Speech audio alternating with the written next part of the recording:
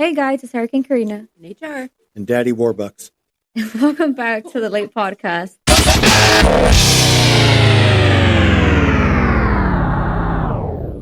The law according to Eric. All right, so today's theme is kind of like, how much did you spend on that? Overpriced stuff and, kind of stories like that. HR, you'll love it. Right. Well, I'll tell you some of the inspiration. Mm-hmm. Two things. One, I remember seeing a TikTok, and there was a string of these for a while with these basically they're like Nike trade-in stores, Mm-hmm. Where people bring in these different Nikes, and guys are coming in wanting like 30 grand, like a pair of shoes. Okay.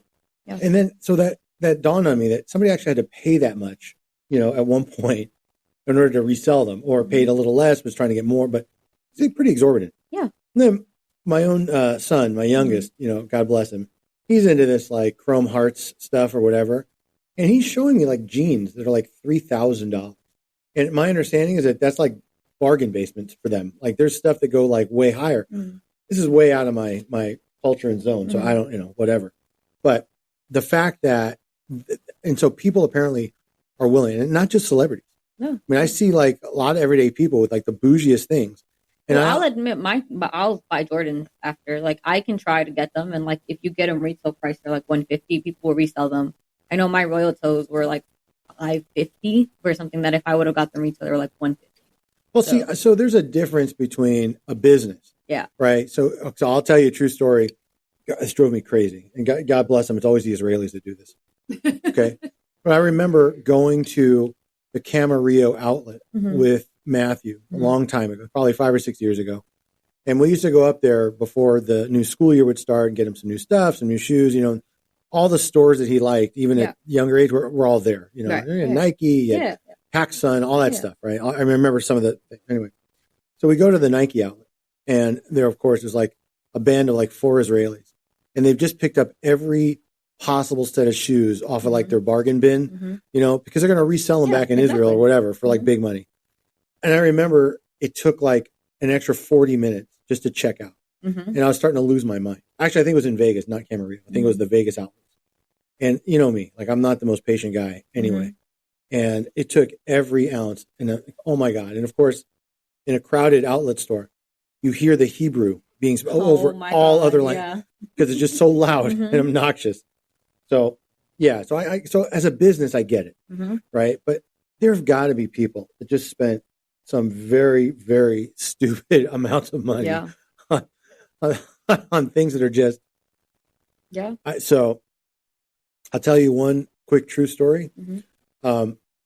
Years ago, and I didn't know the guy personally, or I wasn't involved, but there was a story covered by a friend of mine about, there was a professional poker player, can't really remember his name now, but he was basically busted for selling pieces of his tournament stake, like a higher percentage than 100. Okay. So like, for example, let's say he does a $10,000 buy-in tournament. Okay. So if you want 10% of me, give me $1,000 and you got 10%. Right. Well, he did that like 38 times. Right. So not just the 9 times and kept 10 for himself. Right. So he oversold, and he apparently owed a bunch of money to backers and stakers. But he had this thing, and I didn't even know what it was at the time. I had to look it up. It was like a Toomey backpack. Right. This thing was like 10 grand. It's a fucking backpack. Yeah. And so here's what I'm thinking to myself. How does a degenerate gambler like this, who scams people, right, can't pay his overlay, right, screws his backers, but he's going to saunter around with a $10,000 backpack in some fucked up, nasty local card room? Yeah. The only reason I think that wasn't really stolen is people there probably just didn't know what it was. Like if you were to walk into like your typical shady day at Commerce. Yeah. Trust me, those degens, they're not going to know a Toomey backpack from fucking JanSport or whatever else. Okay.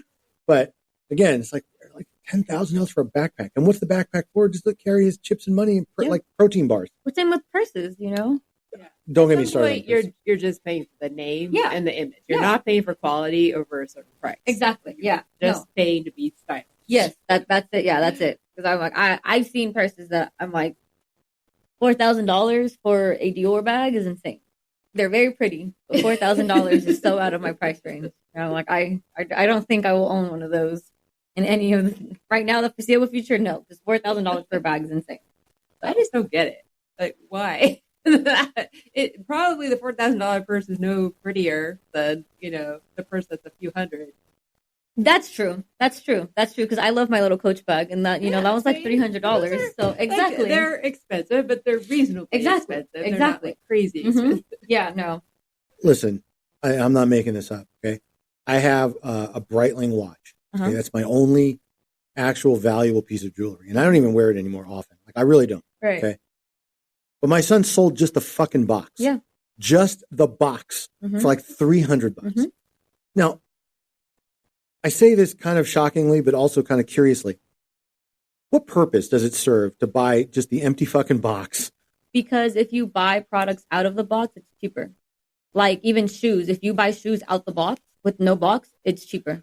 So people would go buy like a secondhand Breitling without the box and then use an actual Breitling box to keep it in. Yeah. Okay. Or they tried to resell it. I don't know. That, But because I know my brother has bought shoes that are out like from like the sneaker sellers or whatever, that he's like, I can buy them out the box for cheaper. Like they'll sell them out like cheaper because it's out of the box. So they probably did get it cheaper. I think it's dumb. Just, you don't need a box, but I know. When you told me that was crazy. I had no idea there was a market for designer brand. I know, like empty boxes. Yeah. I know, literally, it's an empty box with a brand on, like a stamp, like a label. Yeah.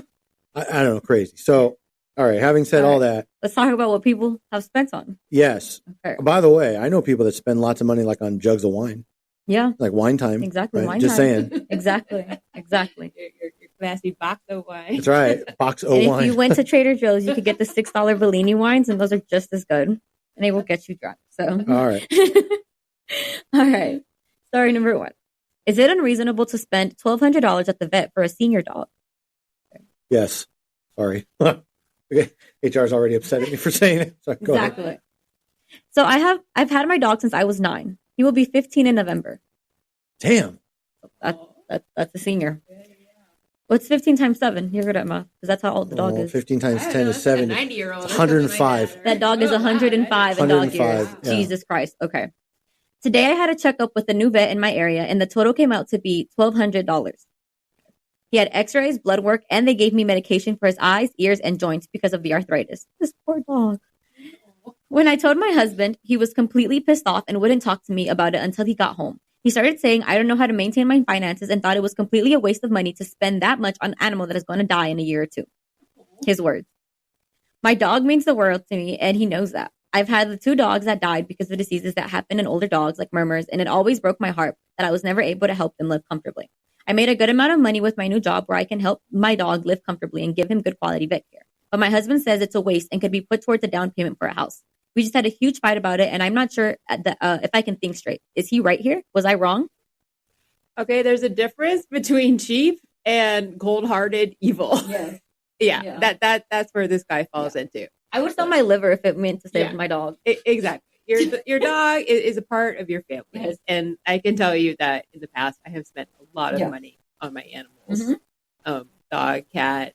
I am cheap as fuck, but it's a living being. Yes. It's part of your family. Yes. Of course, you're going to pay. And by the way, $1,200 actually isn't that much. It's not for a senior actually. dog. It's not. You can get upwards to like $10,000 on vet bills. Yeah. So just be thankful it was only $1,200. And it sounds like she got a lot for it. X-rays, blood work, medication. It's not a bad That's a lot, price. Yeah. It's not for a vet. Yeah. I don't think it was unreasonable. Like you said, it could have went way worse. If your kids were old, would you tell them like, no, sorry, on your own. You're gonna die in 2 years. I don't know, not worth it. Yeah, no, you wouldn't do that. Exactly. You're right. Exactly. So I don't think she's wrong here. Let's hear your side because you said that she was unreasonable. I'll tell you what. So there are a couple of things. Okay. First, I was kind of on Team Billy until he said what I think is the dumbest thing he could have said. He's gonna die in 2 years. No, that's actually probably true. It doesn't mean it was smart or dumb, but the dumbest thing he said was, that could go towards the down payment on a house. Yeah. Unless they're buying, okay. A little mini house. I was gonna say, unless they're buying a double wide in Podunk, Mississippi, right on the fucking swamp marsh, that $1,200 isn't going to make a dent in the down payment. No. Okay, so they'd already told me that Billy really was mad about something else. Okay, well, wasn't that? Yeah. Now, here's the truth about how I feel. I too believe that your pets are kind of like your family. And if you take the responsibility of owning a pet, you have to also care for it. Right. Two things that I think are important that we don't know. Number one, I don't know if the dog is suffering at that age.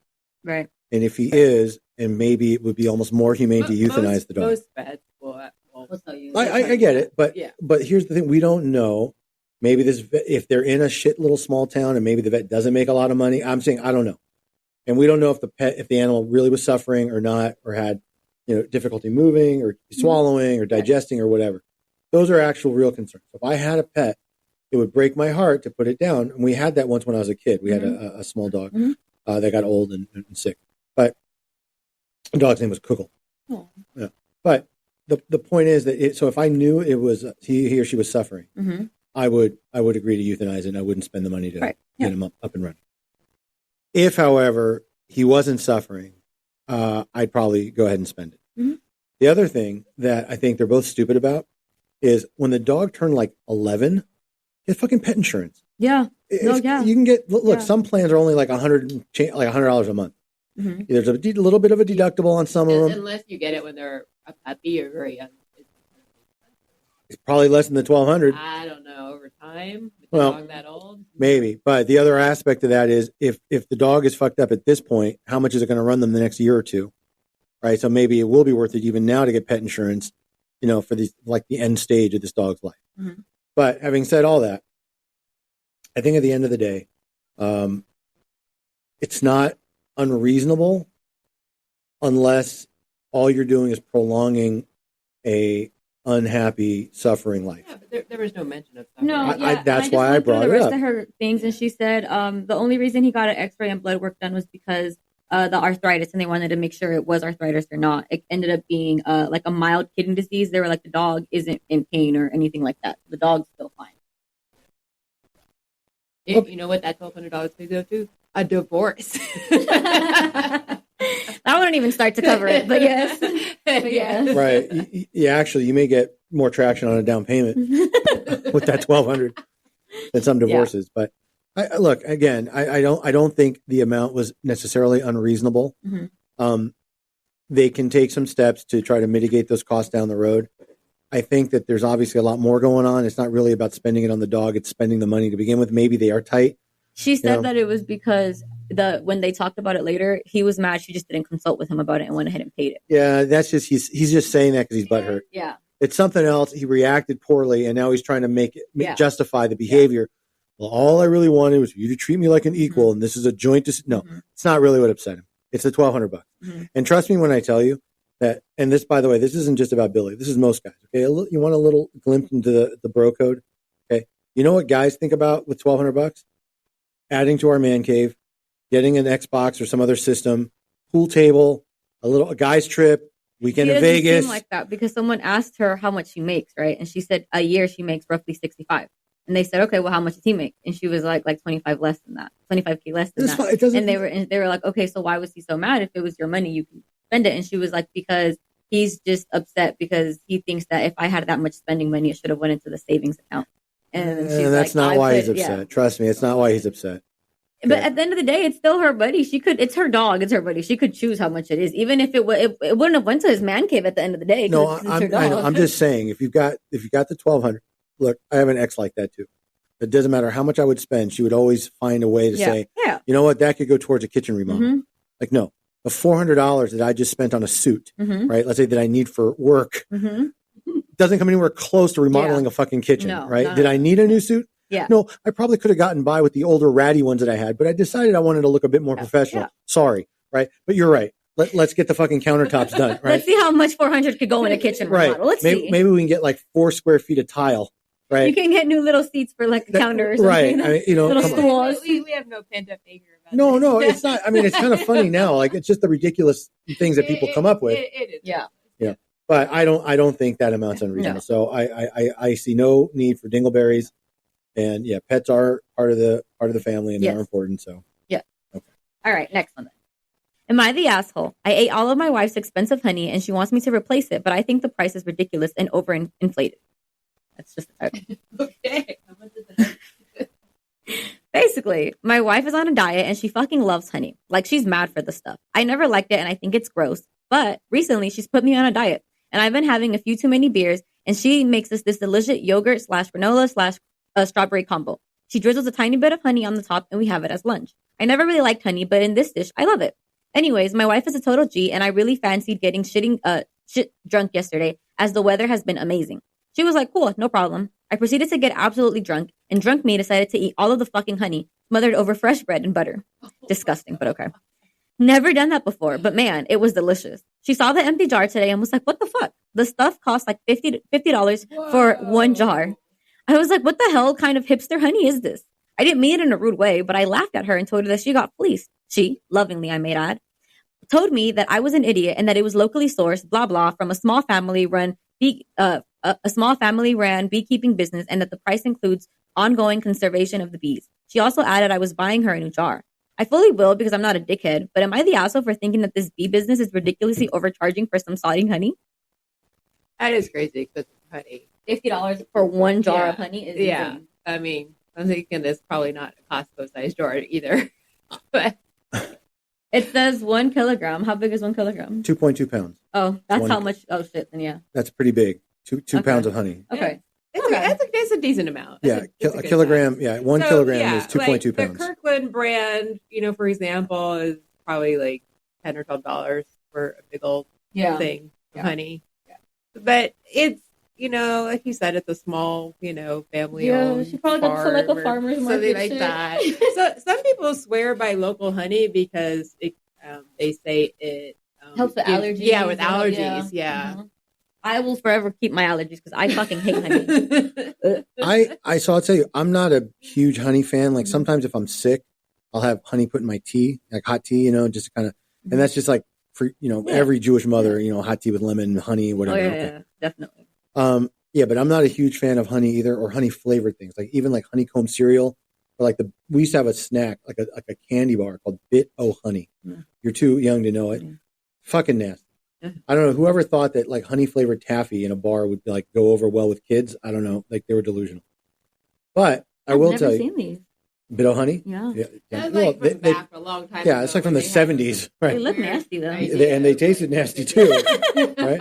But I will tell you, as far as honey goes, there is a place in Israel that is known for their honey, and I actually used to bring back jars of it. I remember you talking to someone about that. Because. Yeah. One of our clients who's actually in Israel now, he's going to bring me back a jar just to have. He asked me, he kept pushing, do I want anything? It's the only thing I could think of. Like, I don't really need it, but okay, whatever. But so I get certain things. Okay. And I'll be honest. I'm like this too. There are certain things that I don't mind overpaying for if I know I like it and I know the place that makes it. Right. Okay. And really, I'm talking about food and restaurants. Yeah.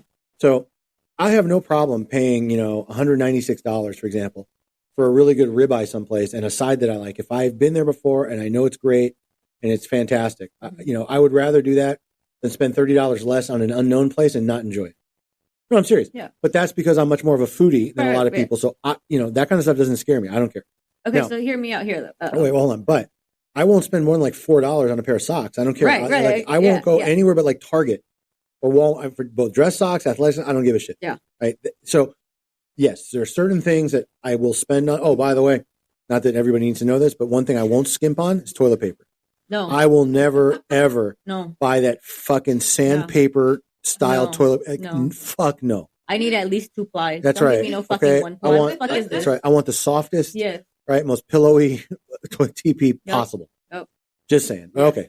I was going to look. Okay, so I know you like butter. You'll put it on your bagels. I do. Stuff, right? Yes. Would you pay $50 for 1 kilogram of butter? Yes.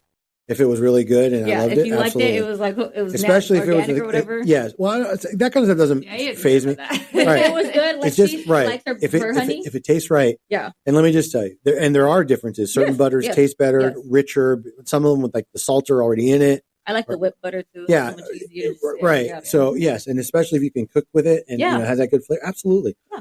But again, now would I spend $500 on a kilogram of butter? No. Right. So there's limits to everything. Mm-hmm. Would I spend $500 on a steak? No. Right. I mean, even if we're at a fancy, like, no, I just, because at that point, I don't think they're all that different. No.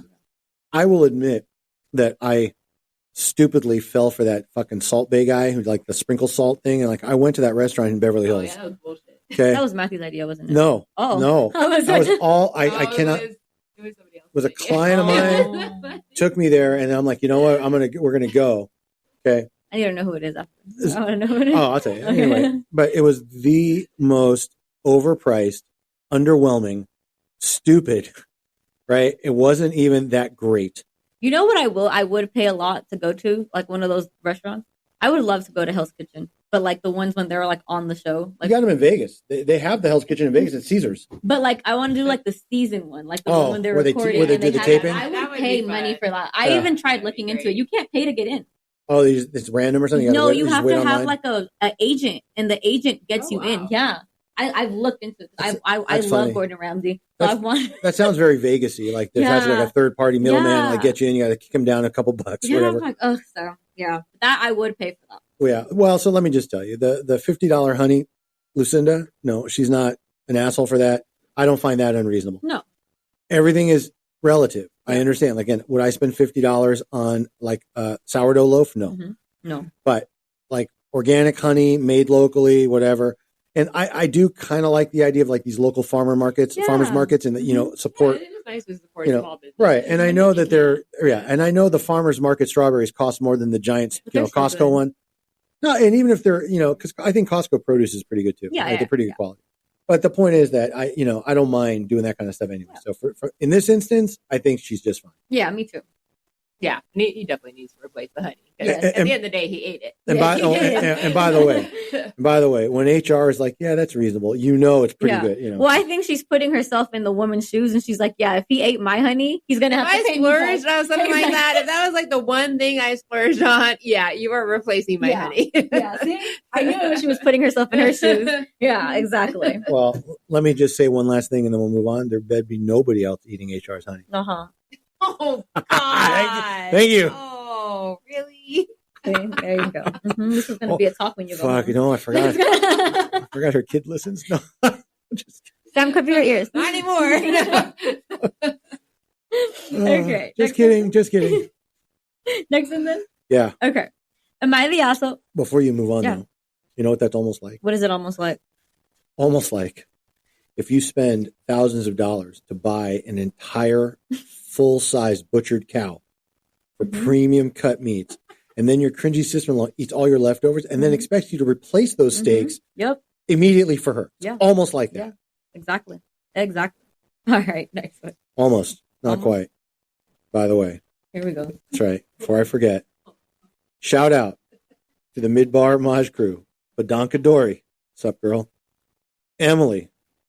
The guy that she... Hi, Rod. Yeah, whatever. Hi, Rod.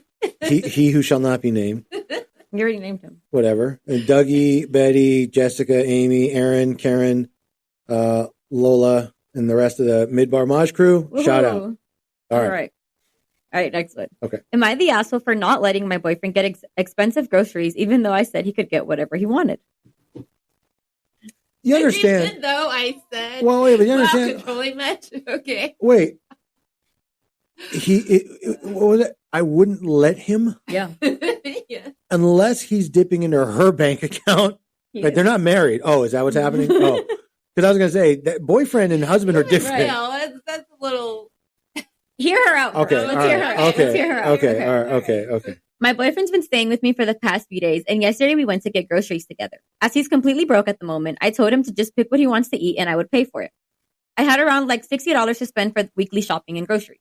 He went straight to the organic produce aisle and picked out bread for $12. Oh 4 slices of cheese for $6 and chips for $10.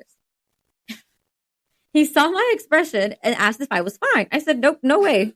He put everything back and didn't say much else for the rest of the trip. He's been very quiet ever since. I did straight up ask if he's mad about the groceries, and he said yes. Not allowing him to get the food he wanted was an asshole move, considering he would 100% have bought me anything I wanted had the roles been reversed. He thinks I wanted to get back at him for being broke, which was not my intention here. I just didn't have a lot of money. It's just that stuff was ridiculously expensive, and I don't have a whole lot of money to spare. I didn't think I'd have to tell him you can get anything within reason, as he's an adult and aware of how much money we can spend. But he says he was always going to get that bread for himself, and it's not a luxury. I'm just stingy, apparently. Sorry, I'm tired and slightly tipsy, but Reddit, was I the asshole here? I'm not sure, but I feel like one now. okay, my initial reaction was totally wrong, and I apologize to this woman. Yeah. That's fucking ridiculous. Yeah. I would kill like someone if they went and spent my money on like some crazy overpriced organic shit. Exactly. This was more than half of the budget she had to buy groceries for the week. Yeah. On 3 things. Yeah. She's not rich. And if someone is being nice, you don't take advantage of it. Exactly. And like, that's insane. Exactly. 4 slices of cheese for $6. The fucking Crafts thing costs like $4 for like 30 slices. What the fuck? Insane. Yeah, I would have had an aneurysm. Yeah, no. And I think Eric used to go through this with the organic stuff at the market. Yeah. My ex. So you agree with her? You can feel her pain. Yes. So you also were wrong. And by the way, and my weekly grocery budget was way more than hers, and it still upset me. Exactly. Mm-hmm. Yes. Okay, so I really should hear the whole story before I start passing judgment. I'll tell you that I know that there are people out there that are religiously loyal to organic products. No matter what, that's all they will get. Mm-hmm. Okay. I don't personally believe that they're that much healthier or anything else. I also think that even though people have varying opinions about the USDA or whatever, FDA, whatever it is, I don't think that food is made without oversight. Right. Right. I don't think it's often contaminated. Yes, things happen, salmonella, whatever. You get little breakouts, whatever. Okay. Let me be frank. Okay. If my fucking apples are sprayed with pesticide and I don't know it, and I come home, wash them, and eat them, I don't give a shit. Exactly. I don't want to know. That's number one. Number two, I like my fruit to last. Yeah, and that's right. And number two, organic fruit, especially, they wither in like a day and a half. That's what I'm saying. Yeah. They fucking all that age like milk. It's ridiculous. Actually, interestingly, you said that. The organic milk lasts for fucking months. Forever. I don't know how that's possible. I know. I don't even know how that works, but it does last for fucking months. I know. Because I think they pasteurize it at a higher temperature. Whatever it is they do. Yeah, it's ultra. Honestly, but you know what? All milk should have that kind of shelf life. Yeah. I bought a carton of milk 3 fucking months ago just in case Matthew wanted cereal one morning. And it's still there, still going. I opened it 2 months later. It was still perfect. Yeah. And it's still good. Yeah. So I don't know how, but whatever. But other than that, right? So I'll tell you, she's not the asshole. That is kind of extreme. Yeah. I have to believe, although she's a little, I'm going to give her 1.5 dingleberries for going to Reddit drunk. Okay. Just, babe, girl, it's okay. Oh, honey. Time you should go to Reddit. No, honey, if you can't control yourself. Reddit calls to you. Right, I was going to say, Exactly. She was up drunk. Still that's what I'm saying. Was I the asshole? It's better than other things you could be doing. No, honey, no. You don't know what could happen. You might misclick, right? You never know. Into the wrong stuff. Right. You go to upload a picture of the fucking organic thing. You upload it. Put your real name and your social security number. I'm just saying, when you're impaired, you may not, but exactly. But putting that aside, so she's definitely going to get a dingleberry and a half. Okay. For just going to Reddit while she's drunk. Okay. Other than that, so here's the thing. I think boyfriend Billy, I'm giving him 4. Yeah. I'll tell you why. It's more. It's not about the 3 products. Okay. I have to imagine that they didn't just start dating yesterday. Right. I also have to imagine that he's well aware of the finances and her budget. Whether or not he would do the same for her isn't the issue. We all have great intentions. Yeah. Right. If somebody wants something from me and if I'm close to them, and I'll do it if I can. Yeah. But if I can't, I have to say, I just can't do that now. I'm sorry. Yeah. Right. And I'll go out of my way and I'll sacrifice if I have to help somebody, even if it's not convenient. Right. But if it sounds like in this case, that was really just not plausible. Yeah. So it's not about the 3 items. It's about not really considering, right, what the budget was and the circumstances. And the fact that he's broke too. And she is basically his only source of food. Yes. Right. He should have been much more cognizant of that. And then calling her stingy for not getting it for him. I don't think she was being stingy. And then saying, "Oh, you're trying to get back at me because I'm broke." I don't think she was either. I really don't. Well, no wonder he's broke. Yeah, exactly. I'm surprised the outburst took that long on this one. I could see her seething as she's thinking about, the amount. Exactly. So, but I will tell you, you know what this is almost like?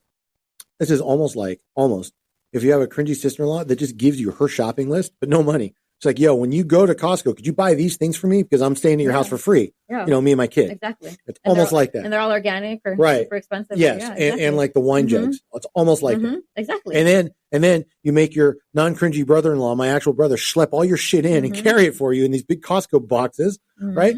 And then you take it away anyway and hide it from everybody else. And you don't even share those snacks. Exactly. Almost like that. Almost like that. Exactly. All right. Next one then? Yes. Okay. Would I be the asshole for telling my artist friend that she overprices her work? Been thinking about this for a few days now, and I've scoured the internet for sources and information about pricing your work as an artist, but I'm still not too sure.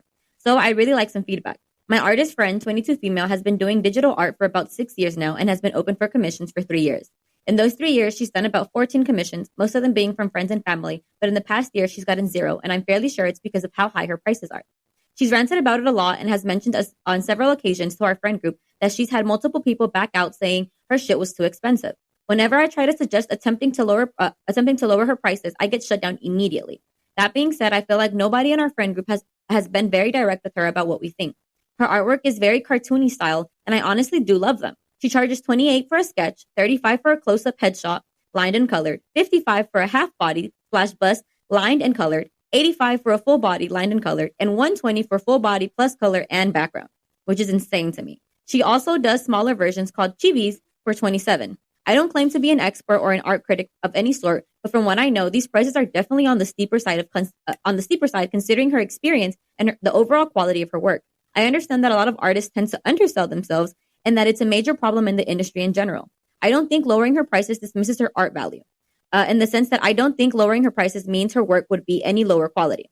She's mentioned before that she would love to become a full-time artist, and I'm worried over how good that decision will be financially for her. Overall, I don't want to hurt her or insult her as an artist. I was planning to call her up this weekend and talk about it, and then maybe we could go through some resources together and work out new prices. I just really feel like she'll genuinely benefit from the advice. But would I be the asshole for this? Okay. I can understand your concern, but it's ultimately your friend's decision. Yeah. It's her artwork. Yeah. And things are worth what people are willing to pay for them. So if she's not selling her artwork and people aren't willing to pay the prices, then that's going to become, obvious to her at some point. So I don't think you should go telling her that, no, it's not your artwork. It's not worth this much. That's a sure beginning to end a friendship. Yeah. See, I kind of get where she's coming from though, because this is all digital art. So it's not like the person's actually drawing the stuff. This is digital art, right? But I know it can be expensive too, because art in general is expensive. I personally would never tell my friend their art is too overpriced though. That's just me. I feel like that would be the asshole. So I don't think you should talk to her about it. It's a fine line because being a good friend sometimes is being honest when other people aren't. But it sounds like she's doing more work than the friend. Like she's coming up with a whole financial plan for her. She's doing research and looking it up and all of that. Yeah. It's just a little overstepping of the bounds there. Exactly. I'll tell you, there is probably one circumstance where I would, first, it depends how close friends they are, but I'm assuming they're good friends. Right. I think so, yeah. There's only one instance where I would tell a good or close friend that they're overpricing their shit and they need to lower it. And that's if they kept coming to me for money. Yeah. Okay. And at some point you're like, look, I'll help you out again, but you might want to consider, adjusting your prices so that you don't have to keep coming to me. Exactly. Or so you can start paying me back or whatever. Right. Otherwise, and by the way, I can tell you from a million firsthand experiences, every client that we have that owns property believes it's worth more than it actually is. I mean, obviously not every single one, but that's a theme. People take pride in their belongings and they believe they're worth exorbitant amounts even when they're not. Right. Case in point, we had a client, this crazy case is still going on, although it's kind of winding down a little bit. There was a house in Beverly Hills. They thought, or one the client's ex-husband thought it was worth anywhere from 12 to 14 million. We had it appraised. We put it on the market. Best offer we got was 8, and in an auction, it went at 8.2. That was it. So of course, when they're telling you about their house, look, I got this big house in Beverly Hills and big lot. They forget to tell you, oh yeah, but we have mold damage, water damage, broken fixtures, unfinished and unpermitted additions, right? Broken roof, right, leaky roof, right? Yeah, they forget all that shit, right? So, but I get it. When people do things, and I understand the idea of it, digital versus your own hand, but I think modernly people equate the two. Yeah. Right. So I understand when you do something with your own hand, you take a certain amount of pride in it. And yes, I also understand the idea of overpricing things to try to give the illusion of exclusivity. Right. But unless she's already well known, right, then nobody's going to do that because nobody knows her. Yeah. Right. And that's where these crazy like clothing companies come in. Right. I don't think there's a huge difference in like the quality of jeans between like Levi's and Chrome Hearts or whatever.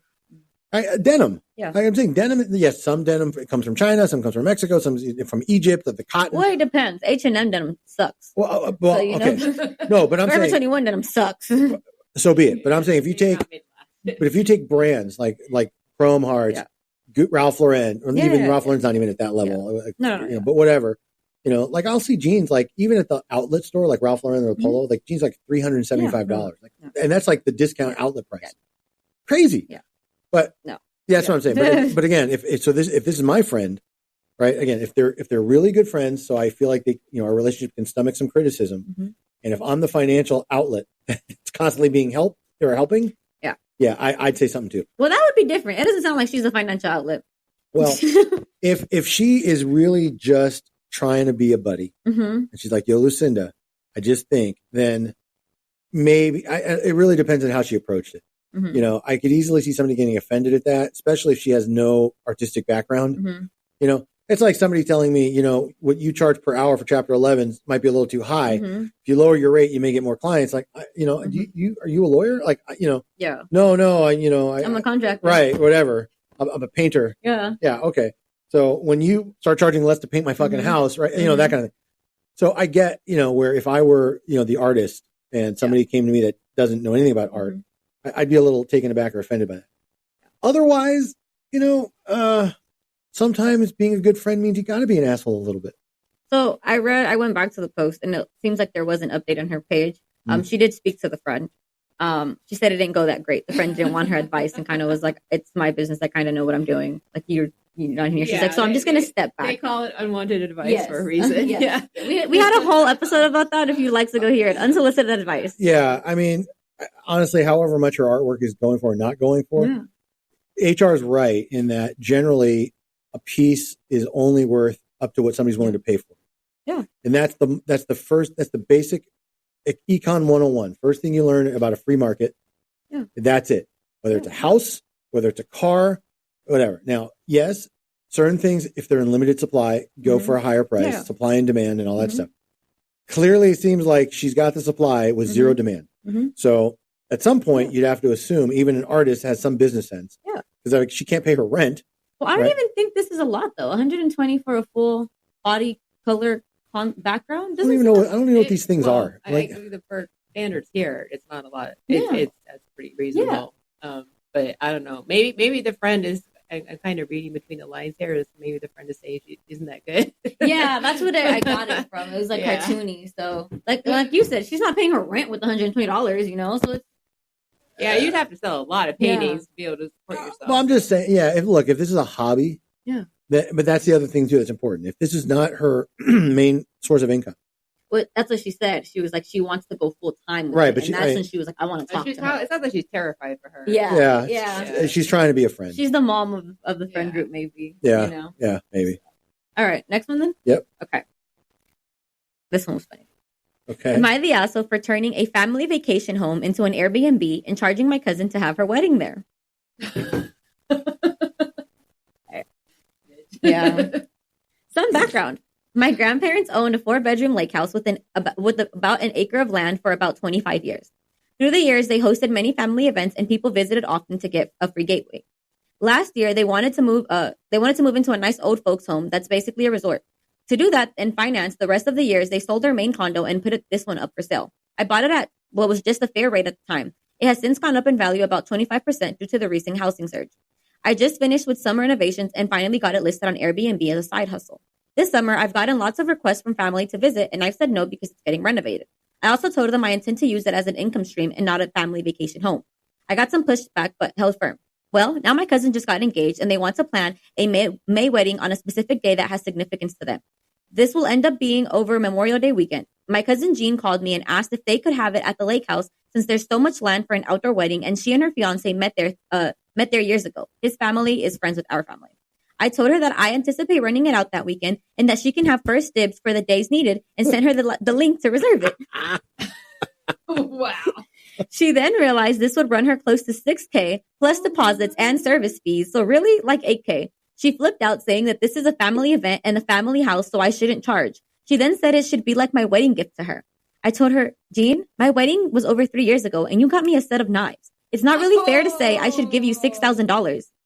She flipped out, called me greedy and a terrible family member, and hung up.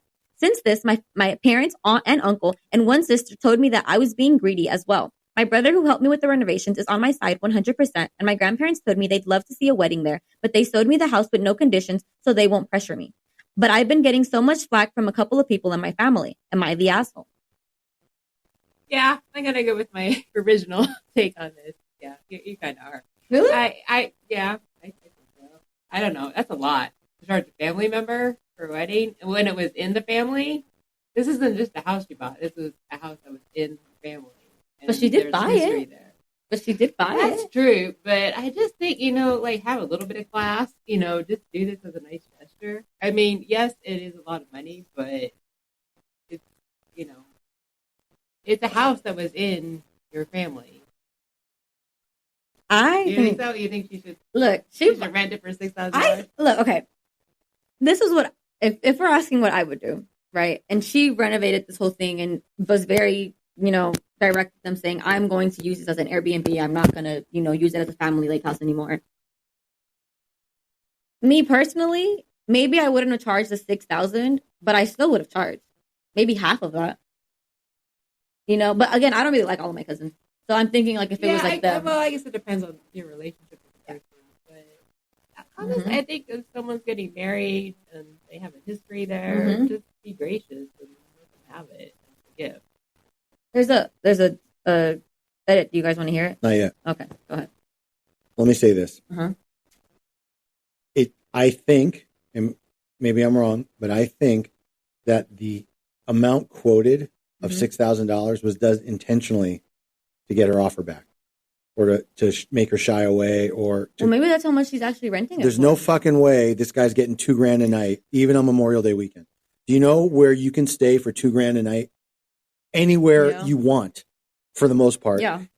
Probably lots of lake houses, cabins, whatever. Okay. 3 nights. And Memorial Day weekend's a 3-day weekend. Okay. So even if he had it booked all 3 nights, that's still $2,000 a night. Bullshit. There's no fucking chance. Yeah, she may want to get that much. Well, that's what I'm saying. That's number one. Yeah. All right. Number 2, it's not fucking booked yet. Right. I anticipate. Fuck you.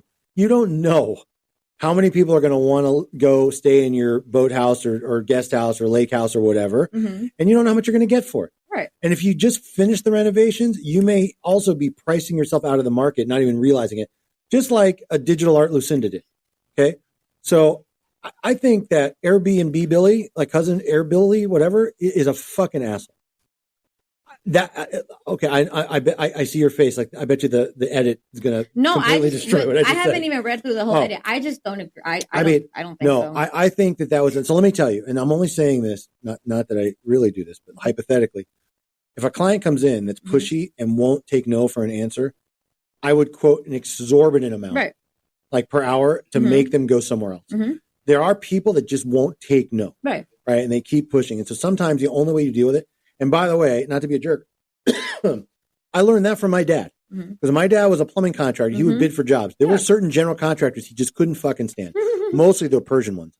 Okay, couldn't fucking tolerate them. Right. So he would overbid like crazy because he knew they were going to come chisel him down so badly, right? And then he's like, "Look, the only way I'm going to put up with this headache is if I'm making X, and if I'm not, I don't need it." So maybe my mentality is a bit more like that. So I gravitate that way. I have a Robin Hood kind of mentality. It would depend if it's a cousin that I like, and or is it some obnoxious rich asshole cousin? Yeah. I don't know. Yeah. But let me ask you a different question, hypothetically, to HR. Let's assume it's somebody you like, okay? Not an asshole cousin.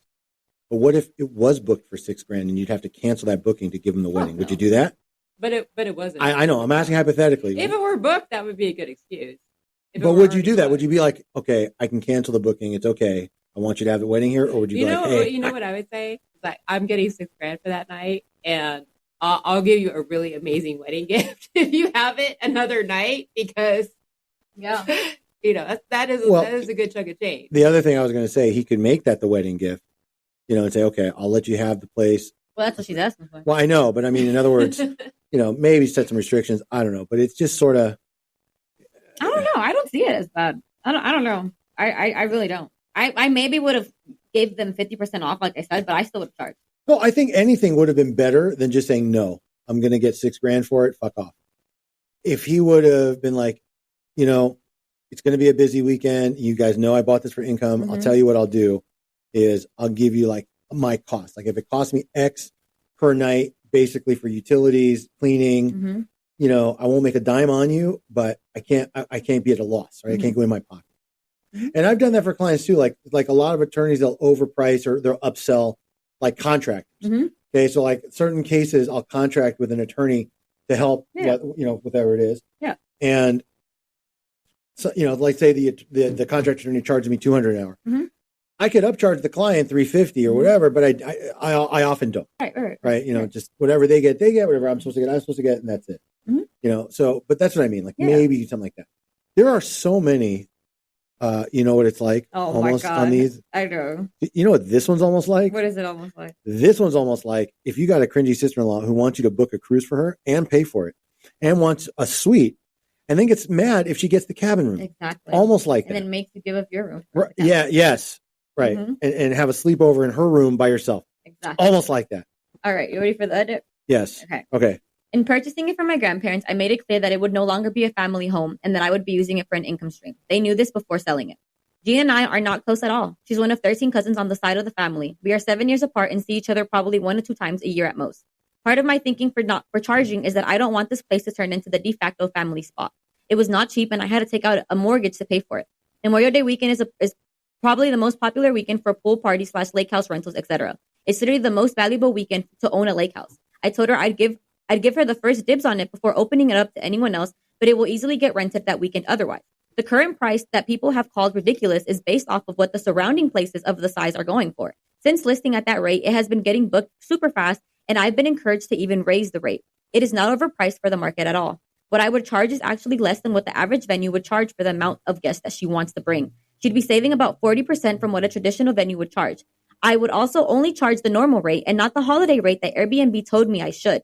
So that effectively is a 30% discount off of the back.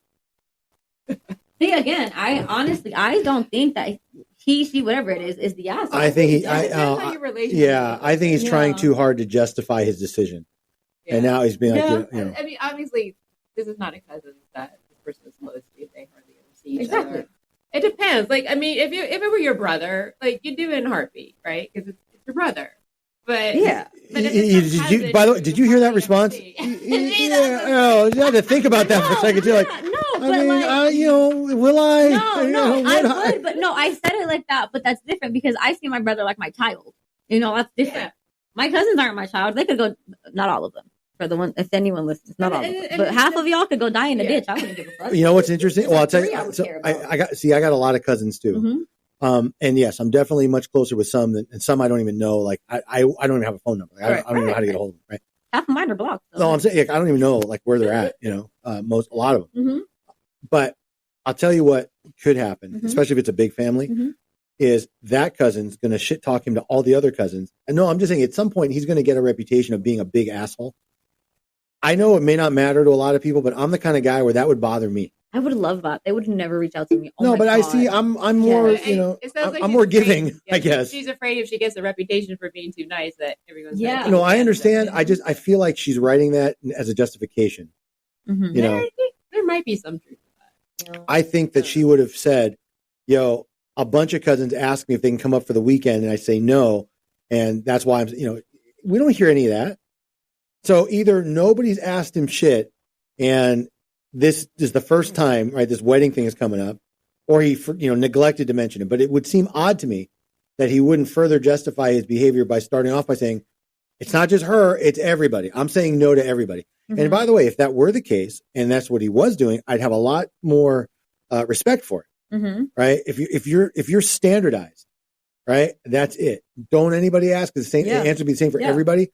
I love you all the same. I hate you all the same. It doesn't matter. Mm-hmm. Right? That's it.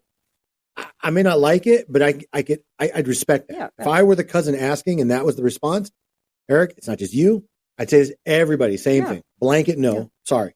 This is, unless you want to come as a guest, Airbnb guest, no problem. Because that's my business now. Right. That's it. And I'll be honest. I'm the worst when it comes to that. Like I do favors and freebies all the time for people. Almost always it's unappreciated or whatever, but I still do it, So what can I tell you? It's, so I'll tell you what, I'm going to give Air Billy, I'm going to give him 2 dingleberries. I think that he could have figured out a better way to do this. And I think at the very least, he could have done some kind of compromise otherwise.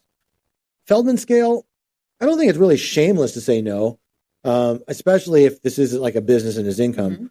I'd give him a 7 on the Feldman. I'm going 0 dingleberries. And I'm going 10 on the Feldman. I don't think it's shameless. I don't think he's the asshole. I'm really on the fence with this one.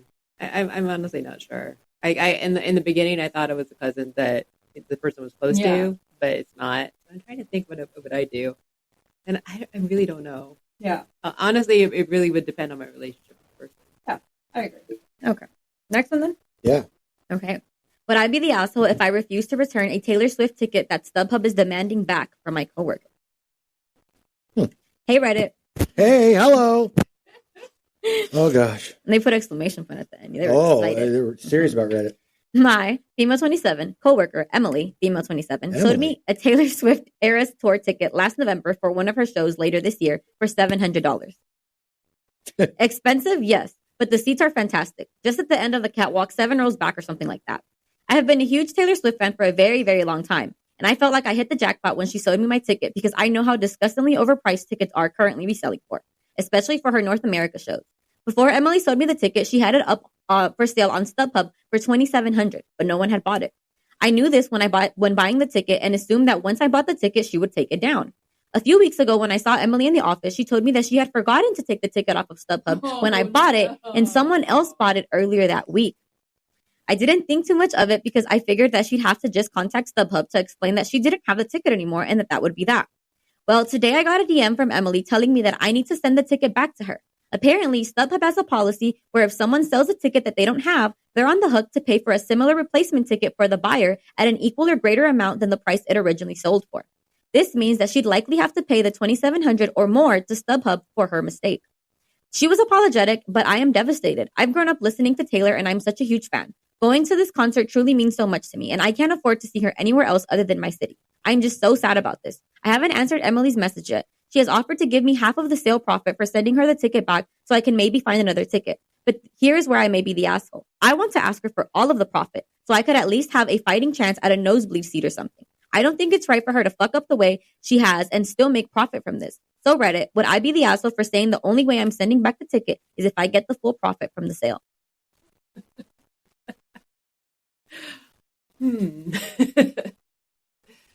Yeah, that's a lot of money. Wow. I would be pissed if someone did that to me. I would be so angry.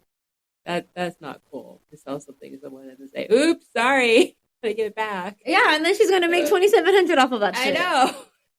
She definitely needs to get something. I mean, I don't know, like at that time, what the going rate for a Taylor Swift ticket would be, but she definitely needs to do something to make her whole again. Yeah. I'd ask for the whole shit back too. I'm not gonna lie. I'll tell you that number one, a concert. No, you'd be surprised. Oh. A concert of being given by a band that I really like or I grew up listening to, I would pay a very fair amount. You'd pay the $2,700? No, but You'd I would pay the $700? Yes. $2,700 I wouldn't pay for anybody. I don't care if that concert comes with the fucking backstage pass, right? At some point, especially at my age, I'll just watch it on like YouTube later or whatever. Would you pay for Matthew to go to a concert if you told you the ticket was $27? No. I wouldn't pay for him if it was 27.00. No, just kidding. So I don't have an issue with the amount of these tickets, and again, free market, and like would I ever pay? I wouldn't pay $1 for Taylor Swift. I don't care. Like the only reason, I'll be honest, if I were to buy a Taylor Swift ticket is if I could flip it and just make money on it. But I would never. Sounds like it's a good money making picture there. Here's where I'm gonna break from the norm a little bit. I actually think that a 50-50 split is fair. I think it's reasonable. I think plus her $700 back. Yeah. Get her money back, and then you guys split the profit. Okay. So she's made whole from the money back, and she's getting extra. Whether she can buy a ticket or not, I understand the frustration or the sadness. Yes, she was looking forward to it, but this was, I believe at least, it was unintentional. Yeah. You know, it was a mistake. Yeah, but she could have gotten another ticket if the friend hadn't. Yeah, I get it, but okay, what can I tell you? Needs to make sure she gets her another. Yeah. If my grandma were my grandpa, she'd have a penis. It doesn't matter. What's done is done. No, in other words, it could have, she might have been. It doesn't matter anymore. It's done, right? You can't unring the bell, right? So the ticket's already gone. She made a mistake. It was by accident. I get it sucks, and if I were the recipient of that, right, and I was like, "What? I got to give you back this ticket, and now I can't go to the show." But if she's like, "Look, I know I fucked up. I'm sorry," especially if it's a friend, because I wouldn't think a friend would do that intentionally. You know, well, I'm saying, but I don't think they would do it intentionally. I would be okay. I would think that would be very reasonable and equitable. Like, give me my $700 back, and then we'll split the difference on the profit. I think that's fair. I wouldn't give the ticket back, and I'd just go to the concert. I'm not gonna lie to you. I know. I believe you would. I'm just saying that's you have a hard time working with that person. Yeah. Honestly, I'd take my ticket and I'd quit, and then I'd never see that. I don't give a fuck. See, so here's the difference. Even my favorite bands, I wouldn't quit a job over. I'm just saying, honestly. Right. Like I just, okay. Now the other thing too, not that this is that big of a consolation prize to superfan Lucinda, but Taylor Swift will tour again. It's not the last time she's ever going to be on stage. That's true. Right? Yes, you don't want to wait. It could be a year or two, whatever. You have to wait till the next album. But this is not like a farewell tour because she's on her deathbed, right? Or I don't know what it was about this tour though. People were fucking going crazy over it. Because it was after COVID. It was one of the first things you could start to do again in mass, and she's immensely popular. Because I follow this girl. She went 4 times. That's what is insane to me. Well, I mean, what, like night after night? Because I couldn't do that. I'd be bored. But I've seen the same band 5, 6, 7 times. No, she went in the same tour like 4 times. Yeah, I know. I've known people like that. Like, oh, you might be too young to know all about like the Deadheads, but Grateful Dead was a band. I think they originated in the 60s. Woodstock, the whole thing. They had the most hardcore loyal fans that would literally follow them across the country, and the Grateful Dead toured like 300 days a year. Like the Raiders? Yeah. Not those fucking crazy fans would Grateful them everywhere? Yeah, except Grateful Dead fans are passive, calm. Well, I didn't mean like that. No, but I mean, but they're older hippies. Right? They're just, they tour around, they get their RV, and they just follow the band, and they don't buy tickets. They sit on the grass, like outside. Oh, okay. But that's what I mean. So I know there are kind of these super fans out there that do that kind of stuff. I personally couldn't do that. Like, I wouldn't go to the same show. I think like Harry Styles had like 20 nights of Harry here once. Yeah, like I couldn't. I don't get that. No, maybe I could go twice in a week. That kind of thing. Some bands I know change things up, or each particular show has some elements of uniqueness to it. Yeah. Although I will tell you that when I saw Guns N' Roses the most recent time, which I think about 7 years ago, they were very cookie cutter. Like everything was very timed, very deliberate. It didn't feel there was much improvisation, which is really at least for me, one of my favorite parts of a concert was to see if the artist is going to do something kind of out of pocket or unique. Or I remember once a long time ago, I went to go see the Black Crowes, and they did the entire set acoustically. They basically just turned off all the power. Oh wow! And they just did everything. And I've seen them probably 5 times. I've seen them in Vegas. I've seen them here in LA. Right. But so anyway, so StubHub Lucinda, I'm not going to give her any dingleberries because I just think it was an accident. Right. Okay. She made a mistake. Asking for the ticket back, I think it's a little shameless, but the fact that she's going to be facing a $2,700 penalty. That's a lot of money. I get it. Right. I get it. And I'm guessing that she's not like independently wealthy. They both got regular jobs. Yeah. It's probably not an easy, amount to have to pay. Yeah. Now, ticket recipient, Lucinda, that's a little different. I personally think asking for all the profit is a bit of an asshole thing to do. I don't think it's asshole. I think it's shameless. Well, that's both. It depends how much you can get a ticket for. That's what she was saying. Like, I'm not going to be able to get one for $700 anymore. So whatever the cost, the friend needs but let's to say, get an equivalent ticket. Okay, no, but let's say she got $2,700 for it, okay, from the actual buyer. So Lucinda gets her $700 back, and they each split $1,000, or they each get $1,000 out of the profit. Mm-hmm. So if you can't find a single seat for $1,700, you shouldn't go. I mean, I'm seriously, wait till the next one. Yeah. Well, if that one for over 2,000 sold, I'm thinking that was probably at that time. Right, but I'm saying a nosebleed seat or a replacement, you probably find for $1,700. Yeah. But she was looking forward to being on the catwalk. I know she was, and you know what? Life sucks. But again, if this was Taylor Swift's young too. Look, if for a minute I believed it was intentional, because trust me, I know some people, even clients of mine, that would absolutely have done something like that. Yeah. Right? I mean, like, oh, I'm sorry, I forgot. Oh well, bye. Mm-hmm. Sorry, pal. I know some people like that. Mm-hmm. I just, it doesn't feel like that's what happened here. Yeah. So that's what I think. Oh, so asking for all the profit, I'm going to give her 2 dingleberries for that, and I'm going to give her a 3 on the Feldman scale for, especially if the offer was, I'll make you whole and I'll split the profit. She's like, no, I think I want all of the profit. Yeah, no, that's a little shameless. It's a little more than a little. I'm going 0 dingleberries because I don't think she should give a ticket back unless she finds her a ticket. That's just how I feel. Yeah, no, the friend who kept the ticket up on StubHub is the one who fucked up. Yes. Yeah, that's her mistake. She should wrong her, right her wrong. Let's go. Next one? Yeah. Okay. Am I the asshole for expecting my boyfriend to replace my bras after he left them at the laundromat and they were all stolen? Okay. Somebody stole bras? Yeah. Like, oh my God. Like blue bras? Yes. Wow. Okay. My boyfriend was at the laundromat doing her laundry, and he left behind my bra washing bag. It contained all 7 of my regular bras, but thankfully none of my sports bras, which get washed normally. When I realized what happened, I made him go back to the laundromat and look for them. They were all gone, and the shop owner said that there was probably no way of getting them back. I wear, are you ready? A 32K bra. Oh. What's the size? K. Oh, wow. This is not exactly a bra that size that you can just walk into Target and find. That's what she's saying. I generally have to order my bras from places like Curvy Kate, and more than that, I'd finally had gotten to the point where I knew what bra styles actually fit me comfortably, and those 7 bras were the ones I specifically have chosen because they fit me well and look good on me. When I asked him to please replace them, since he's the one who lost them, he first agreed, until I sent him the links to each one of the bras, minus one of them that is no longer being made, and the cost was nearly $400. He told me that he would be happy to replace 1 or 2 of them, but that I was spending way too much on bras, and he could not justify that cost. I said that while it's not ideal, I could accept if he buys me 2 that I need the most and then over time replaces the other. He said no, and that's not really any better for him. I told him that when I accidentally had spilled car oil all over his college hoodie, I went right out and immediately replaced it, even though it was from the school bookshop, which is also overpriced. He said that was completely different. He took this issue to his sister, who agrees with him that I overspend on bras and should try harder to find something that fits at the mall. Am I the asshole for this? Should I really accept this? You can't find something that fits at the mall if you're that size. No, exactly.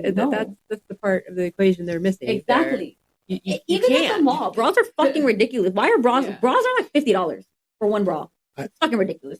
Yeah, a decent one. Yeah. I have a serious question, and forgive me. How big is that? Huge. I mean, is this? Are we talking like that is huge? Like maybe one cup is the size of your head. Like if you turn Kim Kardashian upside down. I mean, if you think like double D is big, right? Yeah. Hey, it would be this one would be the size of your head. I mean, are those really number? Like, I'm being serious. So, let me just say this then. Billy, bra losing Billy, fucking replace him. I'll tell you why, for 2 reasons. Number one, I'm guessing that it causes her a tremendous amount of back pain. Yes.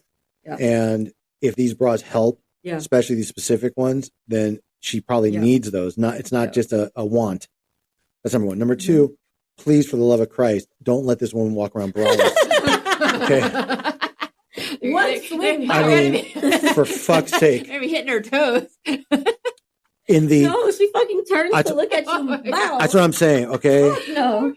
Remember that video with the woman that like Yeah, Tammy. Her name. Yes, it was hysterical. Except when she started beating like cockroaches, like she would literally like smack them. Yeah, like her used her boobs like a hammer. But I can tell you that it is. I don't, even if this wasn't a condition, and I don't mean it like it's an illness. I just mean I'm sure it causes her back pain. I'm sure it's uncomfortable. Yeah. Now that I have a better understanding of the enormity, I get it a little bit more. Mm-hmm. But even if that wasn't the case, at least Eric, me, if I was entrusted to do something and I lost it, I would replace it. Mm-hmm. Even if I didn't think I'd have to, even if I thought, and I would replace the same ones, even if I thought it was overpriced, because it's just the right thing to do.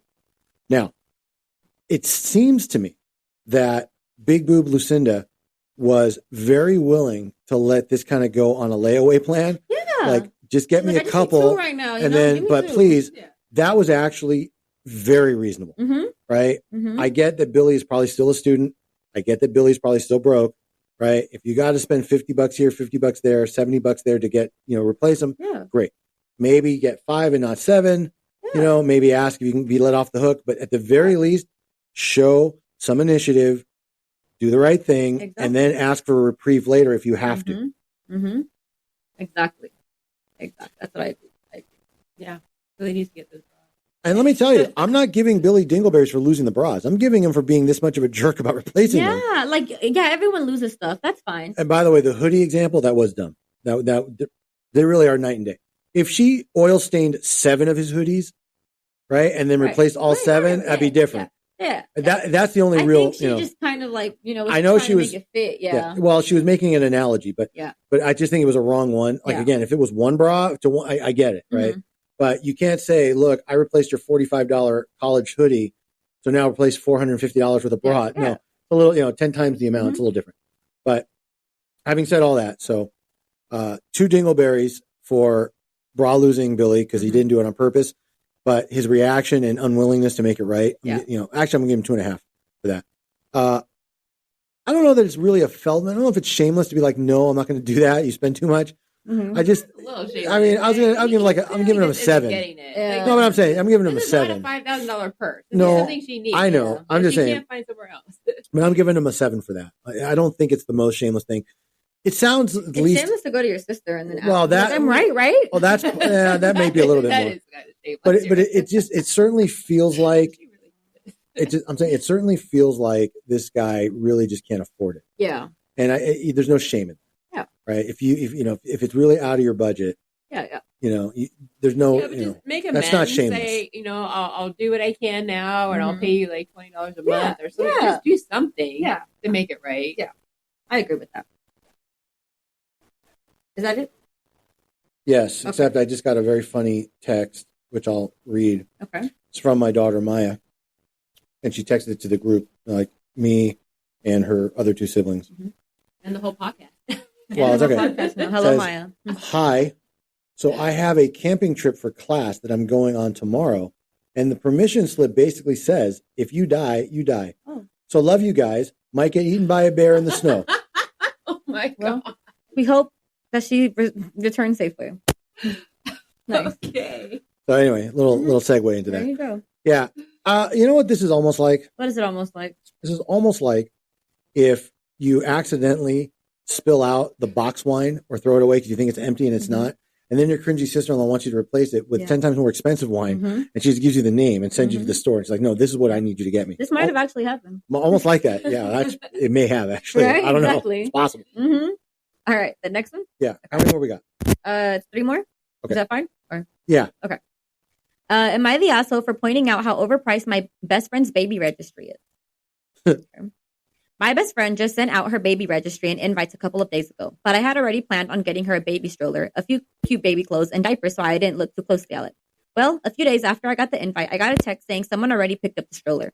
I wasn't too upset and hopped on the registry so I could get them another nice gift instead when I saw some absurdly priced baby gifts. The baby crib they want is $800. Damn. A dresser/baby changing station they want, $1,200. The 2 night tables, kind of confused as to why that's on the registry, but whatever, is $600. And the other ones are just this high price. So I texted her mom, who asked me what I was looking at since someone already had claimed the stroller, and I told her a few things. And I also texted her, Does that crib levitate for the $800? I was just joking, but I was also being serious because what the fuck? That's expensive. She texted me back in a few paragraphs about how it'll last for 10 years and what good quality it is and everything like that. I offended her or something. I just agreed it was a really nice crib, but that left me wondering, am I the asshole for pointing this out? You probably shouldn't. I mean, if people aren't going to pay that much, they're just not going to pay that much. It's kind of like the artwork. I don't know that this was your duty to tell them that everything they put on the registry is overpriced. People just aren't going to get them the things if they're overpriced, and that's sort of a natural consequence. But if they're only accepting gifts from the registry and these are all the prices, yeah, then fuck them. You always have a mixture of expensive things and then normal things. I would never put anything on a baby registry that was $1,200. That is an insane amount of money to think that someone is going to pay for that. Yeah, no, I would never. So I don't know if she worded it maybe nicely, it would have been better. I'm with her. No, I kind of am too. Yeah. I think that people that are going to have their first child, I think they go a little crazy on their registries because why not, right? We need this and we need that. Just shoot for the stars and be happy with what you get. And I hate to say it, but that's a very young, like my son would do something like that, right? Matthew, I'm going to take you to this great steakhouse, get whatever you want. He'll order the tomahawk. Yeah. Even he's not going to, and then I'll take you. Like, there are people that just always go for the most expensive thing. Yeah. Yes, you can do a registry for a lot less. Those fucking diaper genies don't cost $800. Yeah. All the things like the diaper bags and the bottle warmers and all the things that people, all the things that are necessities. Yeah. And by the way, unless you're going to have fucking 3 kids every 2 years, you don't need a 10-year crib. Exactly. I will tell you, honestly, the best thing we did buy for my son Matthew was we bought a crib that converts to a double bed eventually. Like you could move the pieces around and then expand it. That actually lasted a while. That was good. Yeah. Right. So if it's like that, then I get it. That's a bit, but that might justify the price, right? Because if you think about it, if it lasts 10 years, then you're only paying $80 a year for a crib. Okay, I could kind of see that. It depends who your gift giving audience is. I mean, if you know, if you're friends with billionaires, and you think, hey, it can't hurt to put this on here, maybe they'll give it to me, then go for it. But you got to have a mix for the people who can't afford that. Exactly. I can also tell you, onesies or diaper genie. Well, at least in my family or in my experience, the closer relatives tend to buy the more expensive things. Yeah, or the split it. Yeah, the outside friends aren't really expected unless it's like your best friend forever. Exactly. So I remember like when our kids were born, mine and my ex's, if she were to do the stuff on baby shower registries or whatever, and we didn't have a bunch of for Danielle, our oldest, we had a big one, but after that, no. But my parents bought like the most expensive thing and like the closest friend, and like whatever other friends they would buy, like whatever they could, whatever they're comfortable with. So, yeah, I agree with that. Next one. All right. Okay. Am I the asshole if I don't help a relative because they wasted their money buying a house for $2.8 million? I, male 40, have a blended family and a cousin, male 34, on my step-parents' side, who used to be close to me. However, due to him moving abroad and conflicts over an inheritance, we no longer talk these days. Recently, I've been receiving calls from various local and overseas relatives asking for financial help for my cousin. He has defaulted on his own house payment and is more than 6 months behind on a mortgage and a loan repayment because his wife, who is native Chinese, convinced him to buy a house in Shanghai. He had a good job in what should have been a stable company, but the virus fucked him hard, and he has never recovered.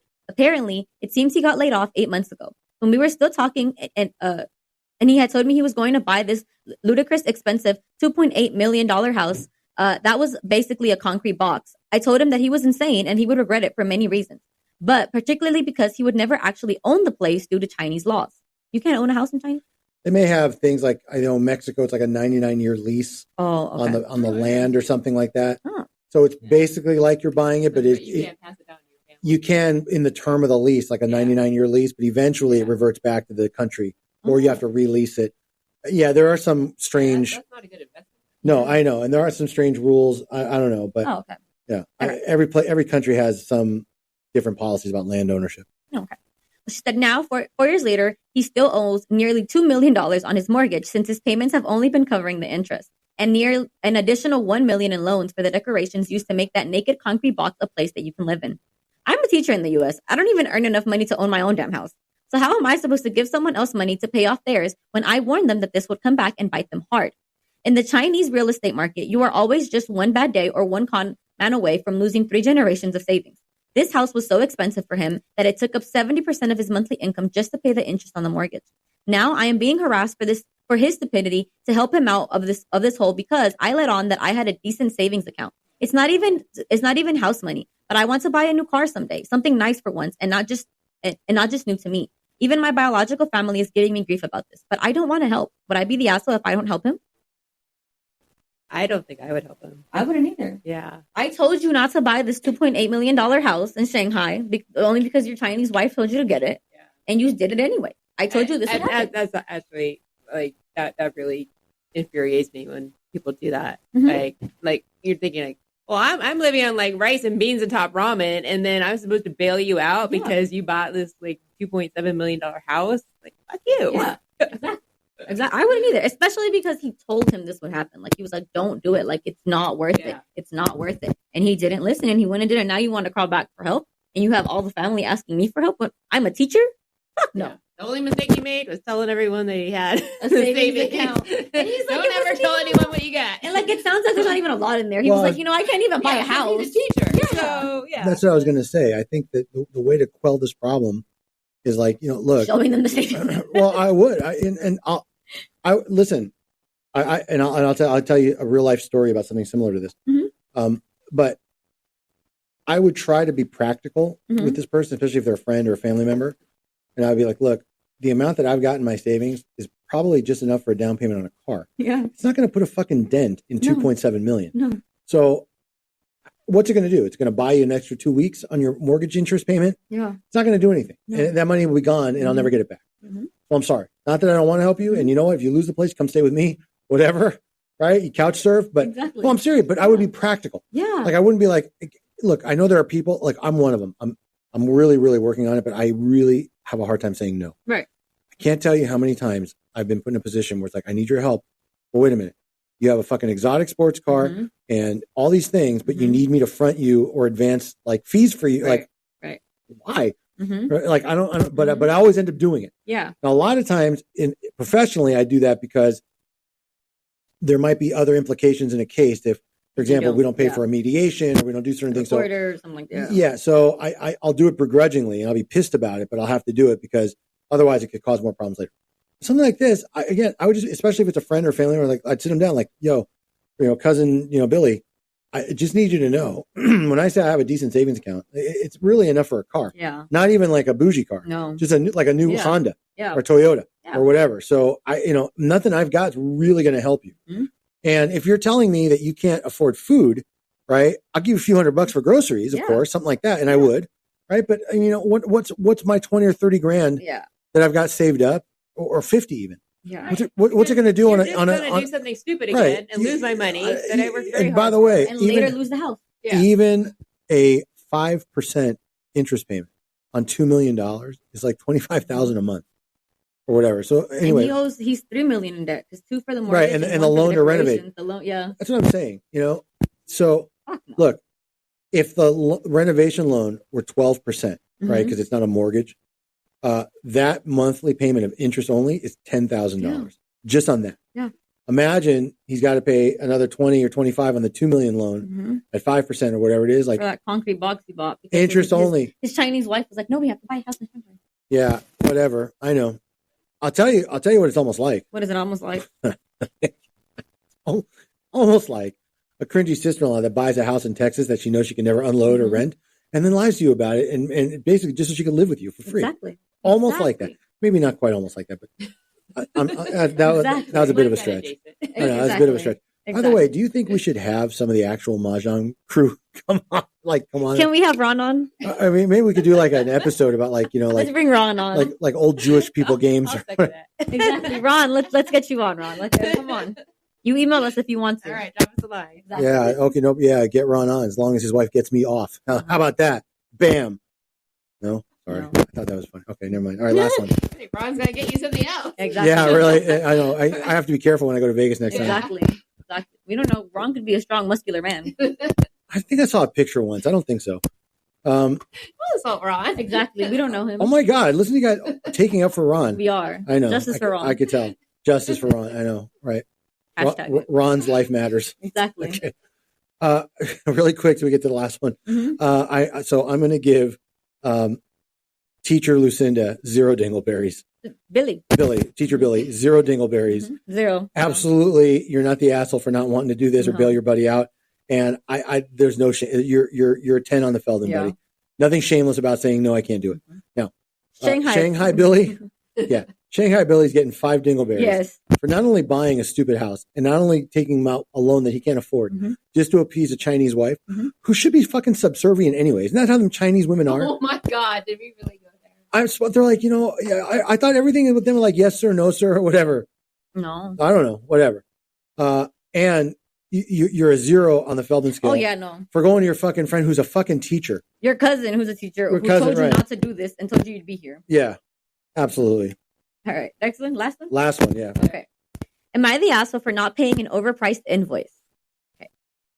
I hired movers to do a full service move from one house to another. We agreed that the move would likely take about 3 hours, including the 1 hour drive between the 2 houses. The day of the move, they arrived at the first house 4 hours late and got to work. It was about 1.5 hours before they left the first house. After heading to the second house, they took a wrong turn and added an additional 30 minutes driving time, later stating that the wrong turn was because the phone, the GPS, had died. Unloading the items took about 30 minutes, and when it came time to pay the invoice, we were expecting 3.5 hours, which didn't feel fair because of the extra 30 minutes was due to their wrong turn, but I was prepared to pay it anyways. To my surprise, we saw that they had tacked on an additional hour charge, saying this was to account for their drive out to the first house. This was never previously discussed, and the whole day they had been saying it would only be 3 hours base price, not 4. Because this charge wasn't expected, I simply didn't have enough cash to cover the over $350 discrepancy. I offered to pay it later on this week despite feeling it was unfair, but the mover became super belligerent and intimidating, yelling and screaming about how he was being scammed. He then re-entered my open garage and stole out the washer and the dryer, which are valued at $1,900, a deep freezer, $400, a bed frame that cost me around $150, and some custom shelf boards I had made with the shelf that I built.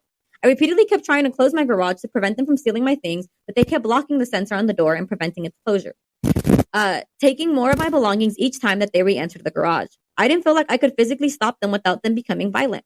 After driving away with my belongings, they said they would charge a storage fee for the items as well, plus a $50 delivery fee, and an additional $84 for mileage costs to hold the items and return them to me once we paid the remainder of the $350 invoice.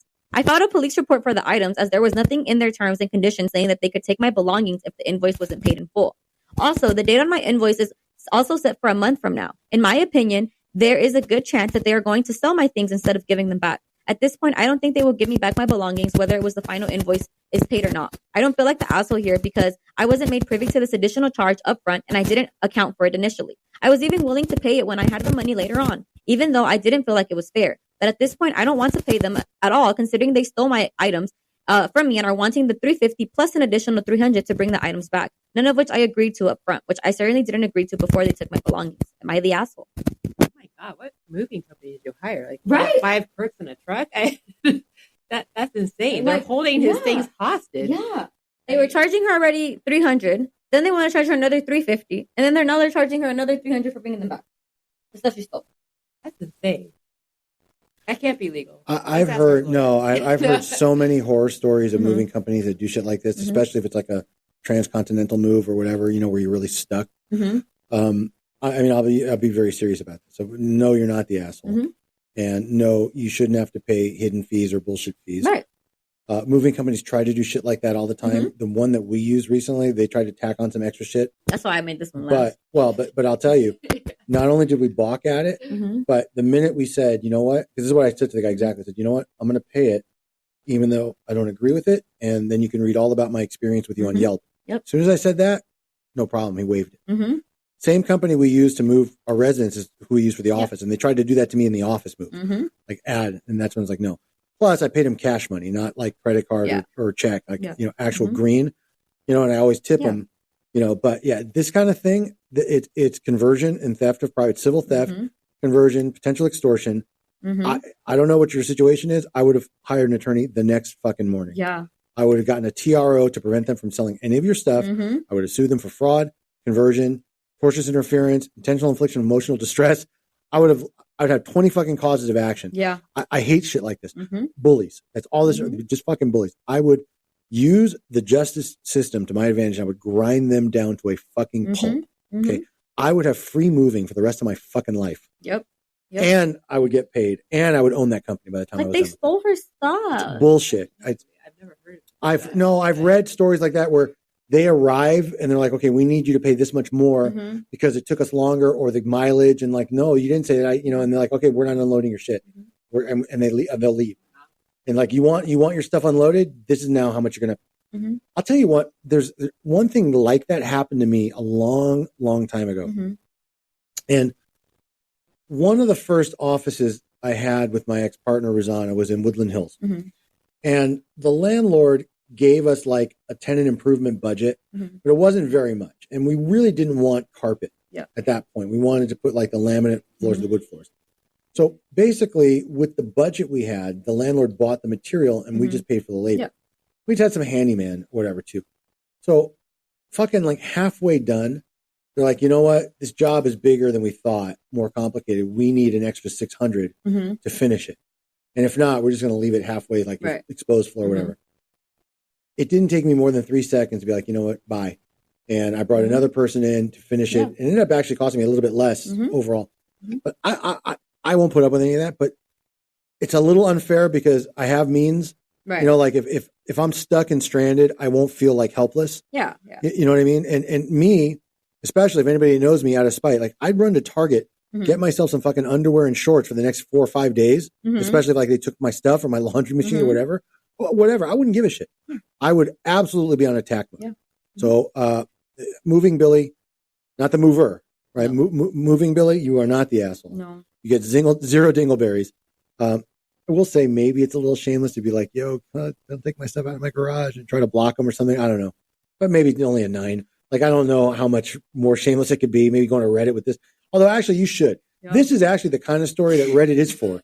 You know, like, of all the ones we read, like, Reddit should be, at least in part, warn the community, put the name. I don't know if they put the name of the company in there, but he should have. Yeah. Right? Beware of these kinds of scams. Yeah, exactly. I can get behind that. Yeah. No, I agree with that. 100%.